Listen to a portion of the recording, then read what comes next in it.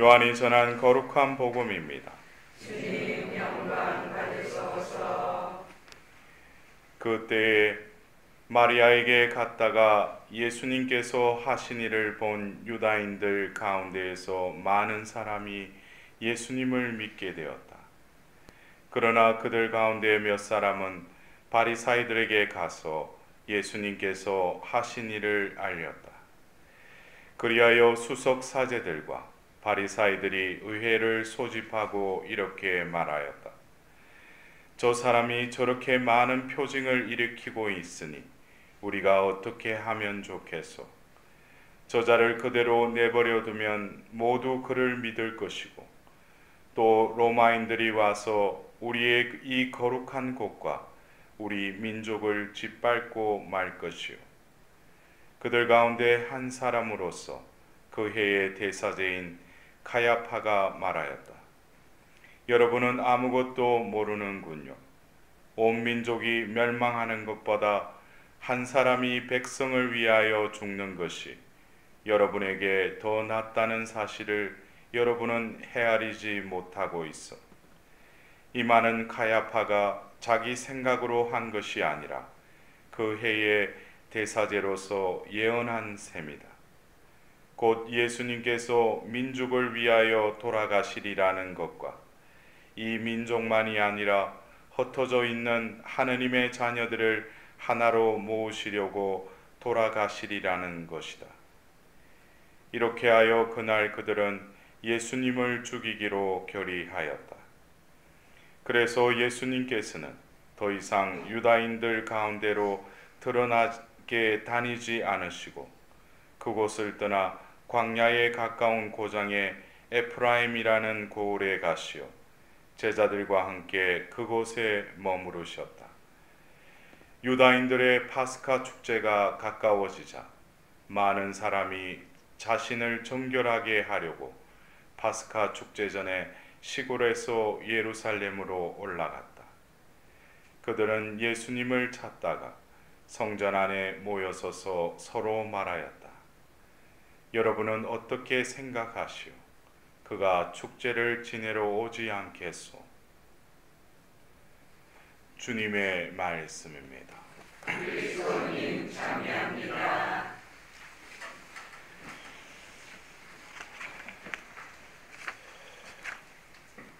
이 복음의 오늘 우리가 들었던 복음 말씀의 마지막의 부분에 유다인들의 파스카 축제가 가까워지자 2000년 전 예수님께서 그 예루살렘에 입성하셔서 이제 죽으시고 또 부활하시는 그 파스카의 그 축제가 가까워지자 그들이 이렇게 말했답니다.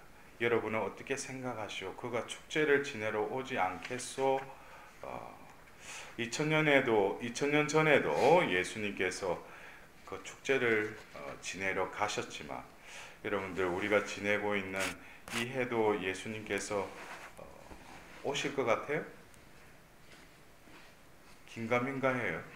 아니 오실 것 같냐고 파스카 축제. 네. 이런 확신이 없이 내일 또 성지주일날 성지가지 들고 예수님이 오신다는 확신을 가지고 흔들어야 될 거 아니에요. 우리는 오늘 이 사순 제5주간 토요일 에제키엘서 37장의 말씀을 들으면서 우리는 37장 26절에 나는 그들과 평화의 계약을 맺으리니 그것이 그들과 맺는 영원한 계약이 될 것이다. 우리가 이 예수님이 오시기 전에 이 역사와 또 예수님이 오시고 나서의 그 역사를 우리는 성경에서는 어떻게 구분을 하고 있어요? 구약, 신약이라고 그러죠. 왜 이 약자가 들어가는가? 이것은 그 결국에 이 성경의 이 흐름은 어떤 관계성 안에서 이루어진다는 것이죠. 구약에는 이스라엘이라는 그 유목민을 예수님이 이렇게 선택을 하시죠. 그러나 그들을 이 계약을 맺기 전에 이미 또 그 창세기 12장에 부르심을 받은 아브라함이 되기 전에 아브라함과 창세기 15장에 그 날짐승과 그 직진성과 새들을 둘로 쪼갠 그 사이에 불을 지나가면서 예수님께서 계약을 맺는다고 그러셔요. 그리고 그 창세기 17장에 또 남자들의 할례를 베풀면서 피를 흘리면서 그 하나님 편에서의 그 계약과 인간의 편에서의 하나님께 향한 그 계약을 맺는 그 장면이 나오죠. 그러나 계약이라는 그 단어는 노아의 그 사건이 그러니까 방주 사건이 있을 때도 하나님께서 계약을 또 맺겠다고 그러셔요. 그리고 무지개를 보면서 계약을 맺을 것이다. 또 그렇게 말씀을 하십니다. 그래서 이 성경에 보면은 계속 계약에 대한 말씀이 계속 나와요. 이 계약이라는 것은 그 전에 어떻게 보면 아브라함과 맺었던 그 계약은 개인적인 계약이었다면 이제 공동체적으로 정식으로 계약을 맺는 것은 바로 탈출기 19장 이하 24장까지 그 시나이산에서 이스라엘 백성과 공적인 관계 그리고 법적으로 이제 인격 당사자 간에 그 맺는 계약이 바로 맺어진다는 것이죠. 그래서 그 시나이산 계약을 맺고 나서 하나님께서는 계약의 책을 또 그들에게 주셔요. 율법을 주시죠. 모든 법규들이 바로 계약을 맺었기 때문에 그 법들이 나오는 것입니다. 그리고 그 역사서를 우리가 이 성경의 모세오경과 또 이 역사서를 통해서 결국 그들이 하나님의 그 선민, 뽑힌 그 백성임에도 불구하고 그들은 계속 그 계약을 어기죠. 계약을 어기는 것을 뭐예요? 그 계명, 율법을 어겼기 때문에 계약을 깨트렸다라고 말하고 있어요. 그리고 우리가 성경에 또 한 군집인 어떤 시스와 지혜서는 뭐예요? 우리가 하나님 계약에 충실해야 된다는 거예요. 그럴 때 우리가 행복하고 잘 살 수 있다는 것을 이 시스와 지혜서에 말하고 있다면은 이 예언서를 통해서는 그들이 계약을 맺었는데 그 계약을 깨트렸다는 거예요. 그러니까 하나님이 마음이 아프신 거예요. 그리고 저주를 베푸신다기보다도 신명기의 28장 이후에 보면은 하나님께서는 분명히 그 계약을 맺고 나서 너희들이 계약을 지키면은 너희들이 잘 될 것이라는 것을 쭉 나열을 해요. 계약을 지키면은 내가 너희들을 축복을 해주고 뭐 곡식이 나게 해주고 그런 축복의 목록을 말하고 나서 바로 계약을 어길 시에 너희들이 이제 이 수순에 따라서 벌을 받을 것이라는 그 목록의 양이 축복의 그 양보다도 4배에 달해요. 저주의 그 목록이. 그리고 우리가 이 솔로몬이 그 성전을 짓고 봉헌할 때도 하나님께 기도하는데 바로 그 목록에 그 저주의 목록에 그 수순대로 이스라엘 백성들이 타락했음을 하나님께 다시금 간구드리는 장면이 나와요. 그러니까 이 이스라엘 백성들에게 있어서는 바로 이 계약이라는 거, 이것이 하나님과의 관계에 있어서는 근본이자 또 그리고 뭐예요? 우리가 요르단강을 건널 때도 바로 계약계를 맨 그 사제들이 그 요르단강에 발을 내딛자 그 강물이 열리죠. 그래서 이 계약이라는 것은 그들에게 있어서는 아주 중요한 거예요. 근데 그들은 그 눈에 보이는 그 문자로 적혀 있는 그 율법을 지켜야지만이 하나님과의 관계를 올바른 관계를 맺을 수 있다고 그들은 그렇게만 생각했어요. 그것이 구약에 드러난 그 계약에 대한 그들의 입지와 그들의 어떤 해석이었어요. 결국 그들이 구약의 그 계약에 충실했어요? 충실하지 못했죠. 결국 그것으로 구약은 막을 내립니다.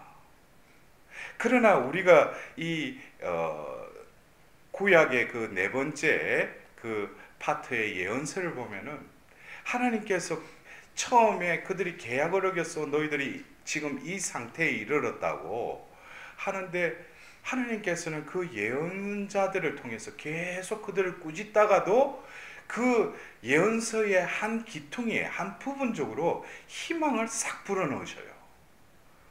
근데 그 부분이 바로 우리가 이사야서 58장에도 나오고 또 예레미야서 31장 또 오늘 우리가 들었던 이 에제키엘서 37장에 계약을 말씀하셔요. 근데 이 예레미야서를 통해서는 새 계약이로 앞에 계약 앞에다가 새 자를 붙여요. 그리고 오늘 우리가 들었던 이 에제키엘서 37장의 26절에는 평화라는 또 단어가 그 앞에 붙어요. 근데 우리가 들었던 이 26절의 평화의 계약은 바로 묵시록 21장 3절 이하에 다시금 언급이 됩니다. 근데 예레미야서 31장 31절의 새 계약은 바로 예수님 때에 이루어져요. 그것이 바로 예수님이 순환 직전에 그 최후의 만찬을 하면서 그 성찬례를 제정하면서 그 피가 바로 뭐라 계약의 피인데 무슨 계약의 피인가? 새 계약의 피라고 말씀하셔요. 예수님께서 새 계약을 맺기 위해서 당신이 구약의 그 죄를 전가한 짐승을 죽임으로써 그 죄를 사했는데 이제는 뭐예요? 하나님이 직접 인간의 육신을 취하시고 이 땅에 오셔서 당신이 바로 그 죄를 사하는 짐승과 같이 파스카 어린 양이 되어서 인류의 죄를 다 전가해서 다 짊어지고 다 끌어안고 죽으신다는 거예요. 그럼으로써 맺는 계약이 새 계약이라는 거예요. 똑같이 죄가 없어지지만 구약의 그 제사함은 일시적이었다면 예수님의 이 제사함은 영원한 효력을 드러낸다고 히브리서에 나와 있지 않습니까? 근데 이 새 계약은 결국 예레미야 예언서의 말씀처럼 이제는 나의 법을 너희들 정신에 새겨주겠다 그래요. 이것은 어떻게 보면은 우리가 어떤 그 기술적인 면에서도 아날로그에서 디지털로 바뀌는 그런 것처럼 아직도 여러분들 아날로그 세대 사는 사람들 많죠. 디지털이 뭔지 뭐 디지털인지 디지털인지 그냥 세대가 바뀌는데 우리가 그 세대에 맞는 또 우리가 사고방식이나 그 대처가 있다는 거예요. 삶에 우리가 많이 이렇게 발달하고 발전되는 어떤 과학의 세계와 더불어서 영의 세계도 뭐예요? 변화가 일어난다는 거예요. 그래서 바로 그 새 계약을 맺겠다고 하신 그 예수님의 말씀은 바로 예수님이 죽으셔야죠. 그리고 부활하셨어요. 그리고 새 계약은 바로 오순절 때 이루어집니다. 그리고 결국 이 에제키엘서 예레미야 다음에 이어지는 이 예언서에 나오는 이 평화의 계약은 하나님께서 이제 바로 묵시록 21장 3절에 그 말씀이 바로 오늘 27절에도 나의 거처가 그들 사이에 있으면서 나는 그들의 하나님이 되고 그들은 나의 백성이 될 것이다. 이 말씀이 묵시록 21장에 그대로 재현되고 있어요. 이것은 뭐예요? 다시금 하나님께서 그거를 이루신다는 거예요. 그러나 우리 편에서는 아직까지 이루어지지 않은 것 같지만은 이미 이루었다는 거예요. 그래서 사도 요한은 뭐라고 했어요? 새 하늘과 새 땅을 보았다고 그러죠. 거기서는 과거 완료형을 쓰죠. 그 사람은 2000년 전에 살았던 사람이잖아요. 근데 이 교회는 결국 하나님의 그 새 계약의 백성들이 이 교회의 공동체를 통해서 하나님께서 이루고자 하는 그 계약은 결국 새 계약을 이루셨고, 그러나 그 새 계약을 이루는 데 있어서 바로 오늘 에제키엘서 18장 31절의 말씀, 너희는 새 마음과 새 영을 갖추어라 그랬어요. 새 마음과 새 영을 갖추면은 결국 하나님의 거처가 우리 가운데 이제 이루어지는 거예요. 여러분들 제가 그래요. 어떤 때 여러분들 하나님께서 우리와 함께 하십니까? 다들 그걸 믿는데 근데 하나님의 거처가 여기 없다는 거. 그러면 아니 하나님 함께 계신데 하나님 거처가 왜 없어? 내가 바로 하나님의 살아있는 성전이 되어야 된다는 거예요. 이제는 더 이상 예루살렘에 그 헤롯의 그 성전을 보시고 예수님이 그것을 보고 눈물 짓잖아요. 저 돌 하나도 남아있지 않을 것이라고. 그러나 예수님이 그 돌아가시면서 휘장이 찢어지면서 어떻게 보면 이제 새로운 시대가 시작된 것이죠. 우리는 오늘 다시금 예수님께서 그 돌아가시게 된 이 배경에 있어서 요한복음 11장 45절 이하의 말씀을 들었는데, 바로 이 10장에, 요한복음 10장에 어떤 사건이 있었어요? 바로 라자로 소생 사건이 있어요. 이것이 결정적인 예수를 이제 죽여야 되겠다는, 왜? 죽은 사람이 살아났으니까. 이래 되면은 많은 유다인들이 뭐예요? 그를 믿지 않을 수가 없다는 거예요. 왜? 분명히 죽었는데 살아났다는 거예요. 그러나 이것은 부활이 아니죠. 소생이죠. 라자로는 또 살다가 죽었죠. 예? 근데 그들이 이제 예수를 죽일 그 구실을 찾는데 이런 말을 해요. 로마인들이 와서 우리의 거룩한 곳과 우리 민족들을 짓밟고 말 것이다. 거룩한 곳은 예루살렘이죠. 그러나 그들은 진정 이 거룩한 곳을 진짜 수호하고 사랑해서가 아니라 그 곳을 통해서 자기들 뭐예요? 피를 먹고 사니까, 그 덕에 사니까 이 거룩한 곳은 자기들에게는 거룩한 곳보다 생계의 수단인 거예요. 특히 대사제와 그 지배청에 있던 그 사람들, 결국 자기들이 살기 위해서 예수를 죽여야 되겠다는 거예요. 결국 우리도 이제 성지주의를 이제 앞두고 있는 이 시점에서 우리도 나의 이 신변, 나의 어떤 입장, 나의 어떤 중심을 다시금 바라봐야 돼요. 예수님의 십자가의 죽음을 왜 따라가는가? 내가 왜 옛사람을 예수님과 함께 죽어야 되는가? 그것은 내 안에 나에게 자기라는 것으로 점철된 이 자아가 가득 차 있다는 거예요. 자기라는 그 존재. 결국 구약의 이 거룩한 곳은 이 지형적인 예루살렘이 거룩한 곳이었다면, 예수님께서는 새 계약을 맺으시면서 이제 신약의 백성들은 바로 뭐예요? 하나님의 그 살아있는 성전을 바로 그 하나님 자녀를 통해서 뭐예요? 이루시겠다는 거예요. 그것을 우리가 깨닫는다면은 진정으로 내가 이제 얼마 남지 않은 이 사순시기, 또 다음 주에 있을 성삼일에 우리가 예수님의 순환을 따라가는 그 과정 속에서 자신의 그 내면과 더불어서 자신의 존재를 바라보면서 예수님의 십자가에 기필코 올해는 그 자아로 가득 찬 그 옛 인간을 예수님과 함께 십자가에 못 박혀 죽어야 된다는 거예요.